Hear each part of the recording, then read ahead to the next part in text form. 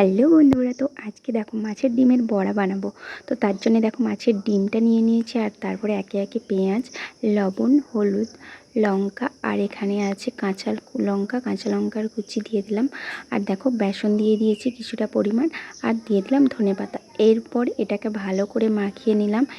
আর মাখিয়ে নেওয়ার পরে এই দেখো তাওয়াতে তেল দিয়ে দিয়েছি। তেলটা গরম হয়ে যাওয়ার পর একটা একটা করে বড়াগুলো এবার আমি দিয়ে দিচ্ছি ভেজে নেওয়ার জন্যে। তো এই বড়াটা খেতে কিন্তু খুবই সুন্দর লাগে।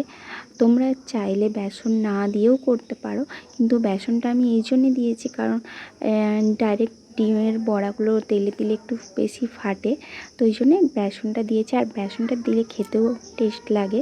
তো আর এই দেখো একটা একটা করে আমি এখন উল্টে নিচ্ছি। আর বড়াগুলো প্রায় আমার দেখো ভাজা হয়ে গেছে। এরপর আমি বড়াগুলো নামিয়ে নিয়েছি। আর বড়াগুলো দেখো দেখতেও সুন্দর হয়েছে, আর খেতেও কিন্তু খুবই সুন্দর হয়েছে।